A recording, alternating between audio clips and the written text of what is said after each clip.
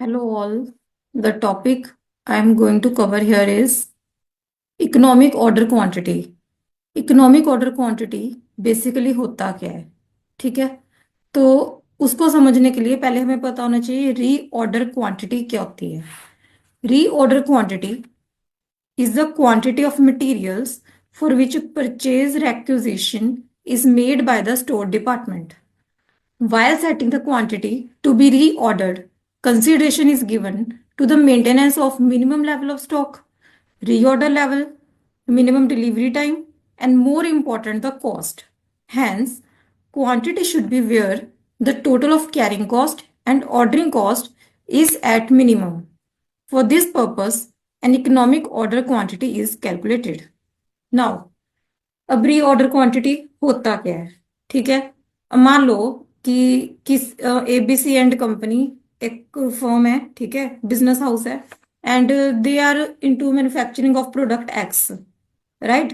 And they need material A B and C, these three raw materials are needed for manufacturing the product X. तो जब उसको manufacture करने के लिए ये सारे रॉ मटेरियल्स चाहिए, तो प्रोडक्शन हम एक ही बार में तो नहीं मंगवा लेते सारा। जैसे हमें साल में 20,000 यूनिट एक्स के प्रोड्यूस करने हैं, तो जितना जितना रॉ मटेरियल चाहिए साल में धीरे धीरे हम ऑर्डर प्लेस करते रहते हैं, आता रहता है और प्रोडक्शन चलती रहती है ना?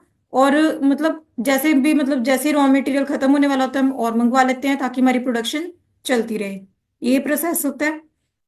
हर बार हम जितने का ऑर्डर प्लेस करते हैं या जब भी मटेरियल खत्म होने वाला है, अब हमने ऑर्डर कितने का प्लेस करना है, ये उस क्वांटिटी को बोलते हैं री ऑर्डर क्वांटिटी।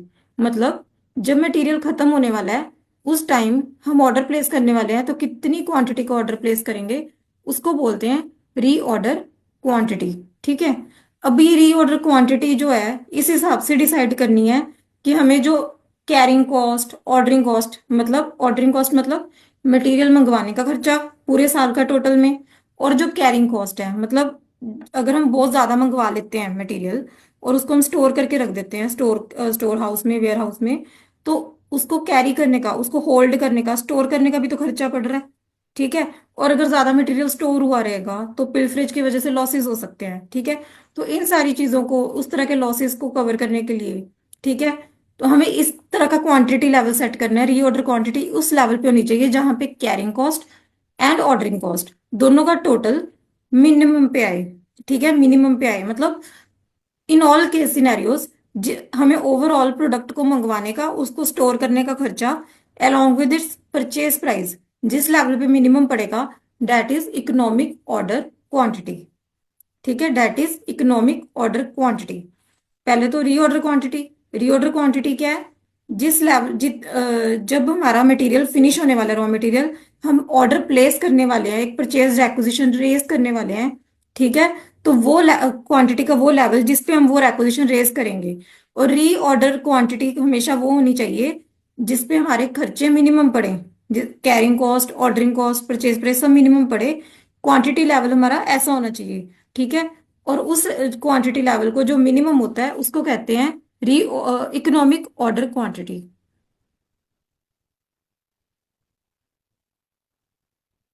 आगे बढ़ते हैं। अब हमें पता होना चाहिए कैरिंग कॉस्ट और ऑर्डरिंग कॉस्ट क्या है।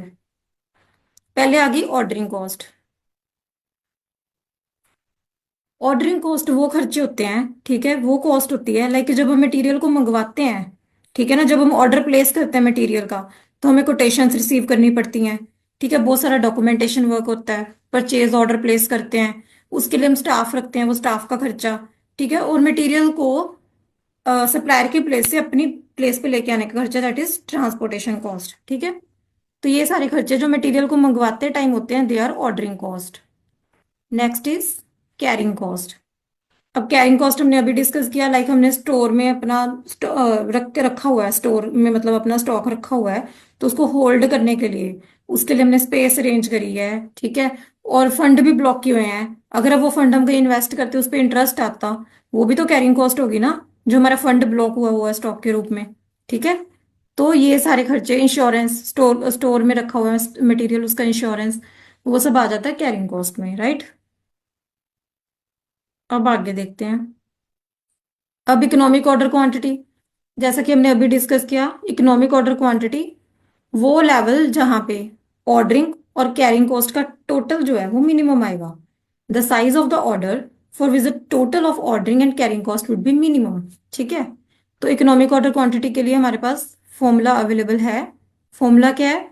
E O Q is equal to 2 into annual requirement. मतलब साल में हमें रॉ मटेरियल कितना चाहिए इंटू कॉस्ट पर ऑर्डर। मतलब एक ऑर्डर प्लेस करने पे हमें कितना खर्चा पड़ जाता है मटेरियल को अपने पास लेके आने तक। ठीक है। Next, carrying cost per unit per annum.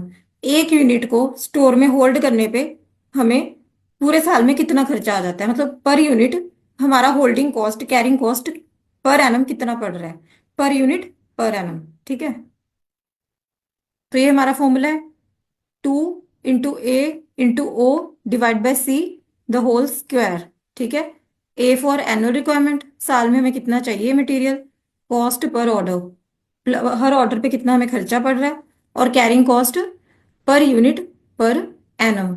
ठीक है। ये मतलब ये जो लेते हैं हमेशा हम एवरेज इन्वेंट्री पे लेते हैं। ठीक है। इसको हम लेते हैं हमेशा एवरेज इन्वेंट्री पे।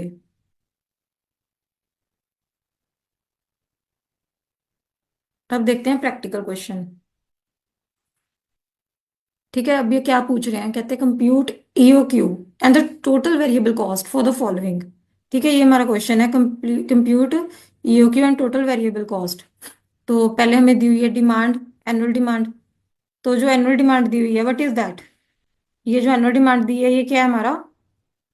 ए, फिगर ए की गिवन है हमें। ठीक है।